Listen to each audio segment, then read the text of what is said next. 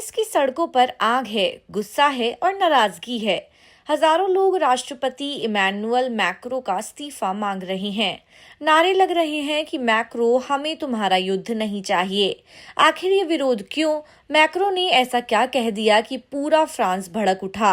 आइए आसान भाषा में समझते हैं। 7 सितंबर 2025 पेरिस समेत फ्रांस के कई बड़े शहर, हजारों लोग बैनर लेकर सड़कों पर उतरे। उनका गुस्सा राष्ट्रपति मैक्रो और प्रधानमंत्री फ्रांसवा बेरू दोनों पर है। और वजह है मैक्रो का 4 सितंबर का बयान।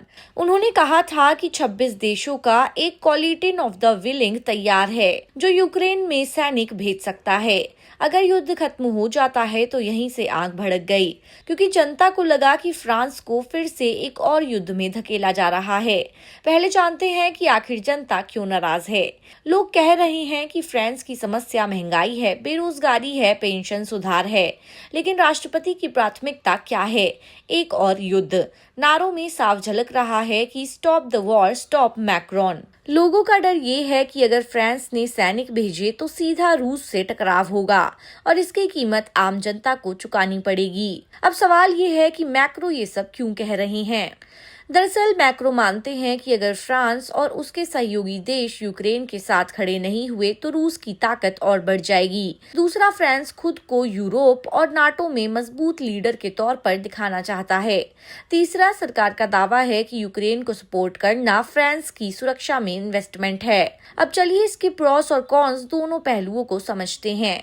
प्रॉस, सरकार के नजरिए से फ्रांस की ग्लोबल लीडरशिप मजबूत होगी, रूस को कड़ा संदेश जाएगा और लंबे समय में यूरोप में शांति और स्थिरता आ सकती है।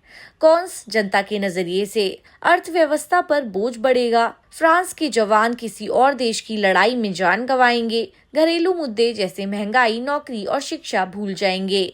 अब वहां की करंट अपडेट्स ये हैं कि पेरिस की सड़कों पर लगातार रैलियां हो रही हैं। विपक्ष भी मैदान में है और मांग कर रहा है कि मैक्रो बयान वापस लें, लेकिन राष्ट्रपति फिलहाल झुकते नजर नहीं आ रहे हैं। अब बड़ा सवाल ये है कि फ्रांस सरकार जनता की आवाज सुनेगी या फिर यूक्रेन की लड़ाई में और गहराई से कूदेगी। और अगर ऐसा हुआ तो क्या पेरिस का ये आंदोलन कोई और मोड़ लेगा? पेरिस की सड़कों पर गूंज रहे नारे एक ही बात कह रहे हैं कि हमें युद्ध नहीं चाहिए।